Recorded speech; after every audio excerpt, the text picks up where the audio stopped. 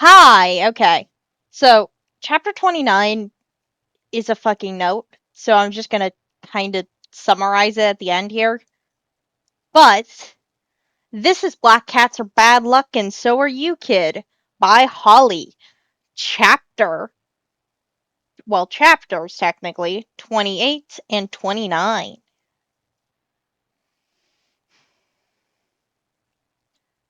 Zuko woke up slowly, bright lights and grating beeping flooding his senses as he came to.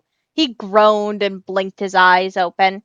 The first thing he noticed was how things seemed to be more vibrant, bright and warm tones.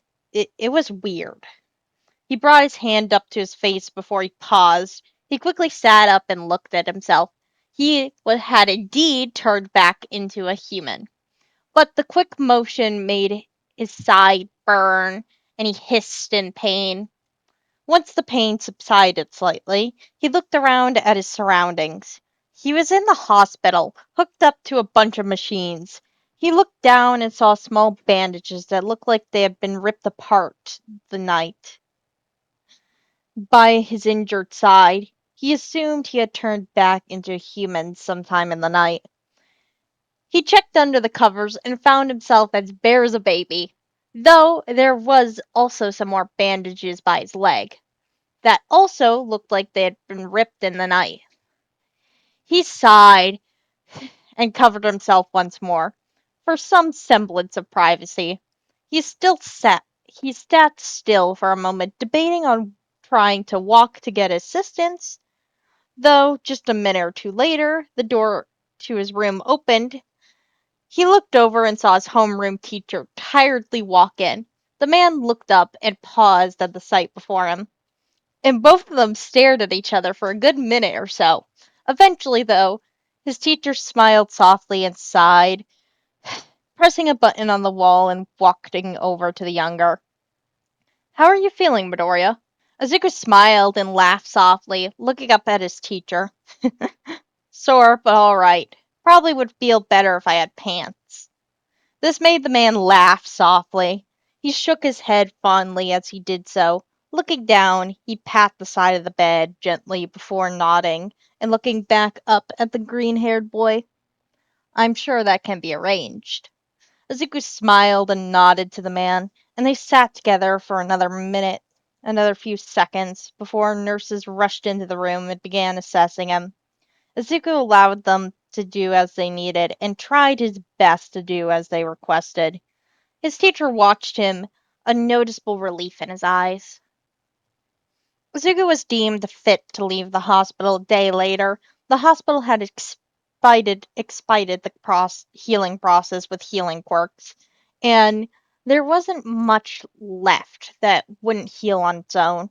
A few small cuts and burns along with a sore leg. He was driven home by his English teacher and his homeroom teacher, who walked with him up to the apartment he and his mother lived in. He knocked once on the door and was almost bowled over by his mother as she swung the door open and embraced him. He hugged her back, smiling and trying to reassure her, but she simply cried. Neither of his teachers commented on the display. Once the small woman was finished, she looked over at the men and smiled, bowing to them and thanking them. The blonde smiled and told her it was all right, and Izuku was an angel for them despite the circumstances, though his homeroom teacher just watched. Once they were finished, they bowed goodbye before walking back down and leaving Izuku and his mother be. Izuku waved them off before walking inside with his mother, where he was smacked in the face with the smell of katsudon. He smiled and looked down at his mother, hap- who was happily leading him to the kitchen. They sat down together at the table and ate happily, large smiles on their faces as they spoke about their times apart. Izuku made sure to leave out the scary bits, though his mother certainly got a kick out of Sushi's slow acceptance of the boy and his aggressive way of cleaning. Once supper was done, he and his mother sat down for a movie, and he texted his friend to let him know he was okay. They were all relieved at the news, and most of them wanted to schedule a small get-together after he had returned. He allowed them to talk about it as he sat with his mother right at home. When he returned to school 2 days later, he was immediately enveloped by his friends in a bone-crushing hug. He laughed as they attempted to suffocate him with their embrace, or tears in a few cases. They all spoke in chorus, telling him, "I thought you were dead," or "We were so worried," or "I'm glad you're okay," or other such things. He smiled at them all and let them know he was okay.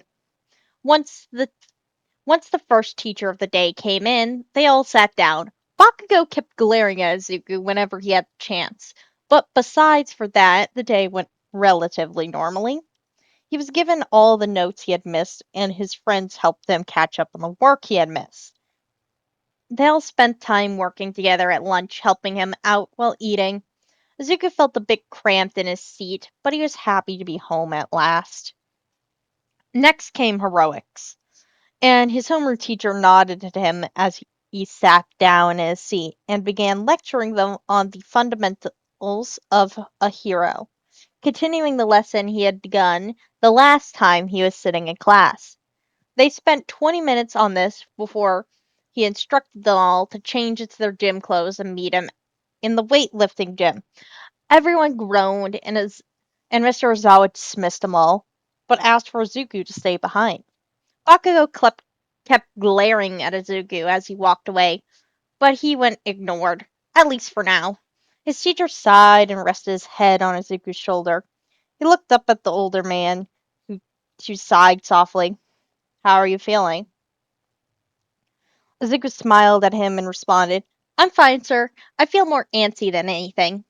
The man sighed and shook his head fondly. He patted Izuku's shoulder gently and backed away, letting Izuku go. "Just don't overdo it. No quirks today."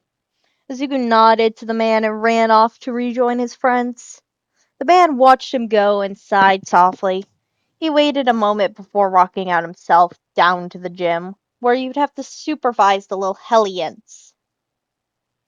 Izuku stood and waved goodbye to his friends as they split to go to their own separate ways.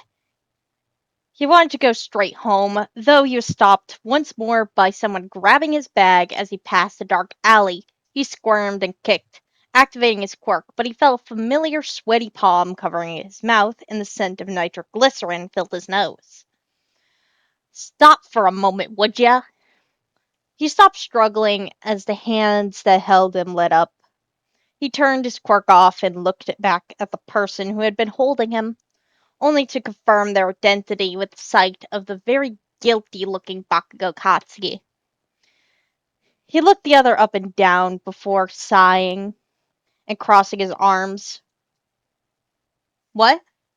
Bakugo grit his teeth and grabbed Izuku by his collar. Though he didn't burn the other clothes, he did begin screaming in his face. It was familiar for Izuku, so he relaxed and let the boy have his moment. "How could you be so reckless? You got caught by a quirk and then by a villain? What do you—" Izuku tuned him out for a while. Though, once the boy was panting and staring at him expectantly, Izuku smiled and replied, "Thanks, I'm okay." The other looked at him bewildered before dropping him. Izuku tumbled just for a second, but regained his balance. He looked up to the other to see him still glaring at him contemplatively. Izuku shuffled in place for a moment, becoming nervous under the other's silent gaze. After a while, the blonde sighed and hugged Izuku tightly. Izuku squeaked, as this was a surprise, but hugged the other back after a moment. He felt the blonde's shoulders relax as he did. "Don't do that again, dumbass nerd." Izuku chuckled and hugged the other a little tighter. "I'll try, Kachan." The other huffed softly and continued to hug until they both got uncomfortable. They said their goodbyes, Bakugo apologizing for scaring Izuku and dragging him into an alley, much to Izuku's surprise. even though the apology was very curt and quiet, and they parted ways. Ezekiel walked up and into his apartment and took a deep breath. His mother was cooking and called out for him when he entered. He smiled and answered her, enjoying the smell of the home as he took off his shoes and walked into the kitchen to hug his mother. He sat in a small, cold cell, thinking about the small black cat and his caretaker. He also thought about the people he had associated with in his life. He wasn't proud of what he had done, not by a long shot, but he had no choice. He sighed again, thinking thanking the heavens that they took him to an entirely different jail than where the others he had betrayed had gone. The cycles were monotonous. Wake up, food would be slid through the door, they would eat, use the restroom. The guards would come after 2 hours to let him out for another 2 hours. He would go back. Another 6 hours would pass. Then dinner would be served. Then another hour more. And then it was lights out. The cycle repeated endlessly for a month. And he thought he was about to go to insane from it all. While the repetition was comforting, he was beginning to be bored out of his mind. The guards were kind to him, though, as long as he behaved. He had no intention of acting up anyway. He just wanted to pay for his crimes, for his actions in peace. If this is what society deemed he deserved, then he had no complaints. It was better than Tartarus. Today, the cycle was different, though. The guards told him he had a visitor today. This was strange. His family were all dead. He had no friends, no love or anything. Who would want to visit him? He let the guards lead him to a small interrogation room and handcuffed him to the table. He sighed and watched as they all left the small room. A few minutes later, the door opened again. He looked back to see two men, one of whom he recognized. There was a detective who sat down across from him, and the other man who leaned against the back wall, watching him. He knew this man, the small black kitten's caretaker. The detective cleared his throat and began to speak. Hello, my name is Detective Sakachi. This is Eraserhead. He has come forward to me to vouch for you. He looked over at the other dark-haired man, who simply nodded. He was confused. Had he not hurt the dark-haired hero's ward? Had he not been involved in the torture and kidnapping of the young boy turned kitten? It didn't make sense to the brutish man. He looked back at the detective, who was still smiling, and spoke up the most he had heard since his incineration. Why? I hurt your kid. The detective smiled and spoke up again. It seems that both Eraserhead and the young boy you assisted in rescue have both vouched for you. He stated that you didn't hurt him, but instead were being forced to be near. And from the records, you assisted when the heroes had been overrun, before Eraserhead and the boy could be further abducted, correct? He nodded his head. Yes, he had done that. He didn't engage in injuring of the boy, but he barely did anything to stop it either. So why were these people talking to him? The detective looked down at his paper he had brought with him and smiled. According to your behavior file, the past month you've been here, you've done nothing. No complaints, no fighting, nothing. The man sighed softly.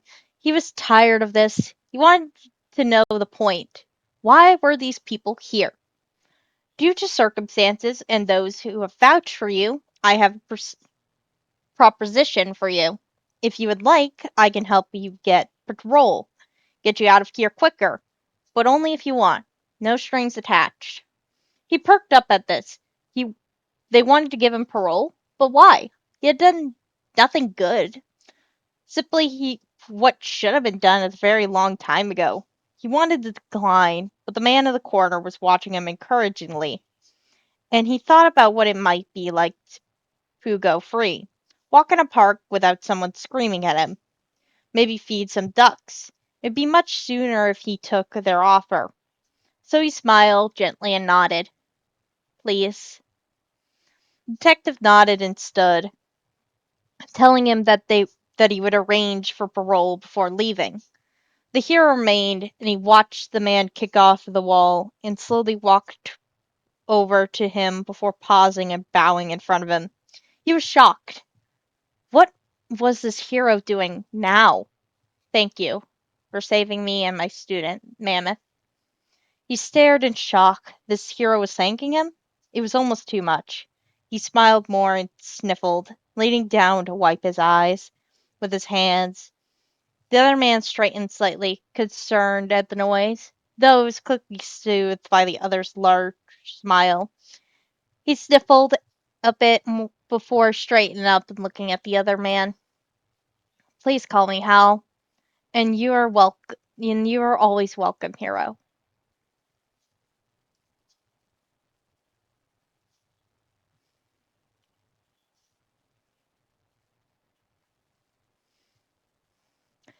Chapter 29 is this little note. I'm just going to summarize it. Hello there. It has come to my attention. Well, not summarize it. Basically, someone on YouTube um was using AI on their fic, like, and saying it was a podfic, which isn't what it was. It was it's stupid text to speech appers or whatever you want to call them. That's not what a podficker is, and it's very annoying in my opinion too. But basically, the author did not like that, and they did not want people to have AI put on their work, which is not a problem with me. All the art I've done was done by me, and this is my voice. As you can hear, it's going out. I've been doing this for a few hours now.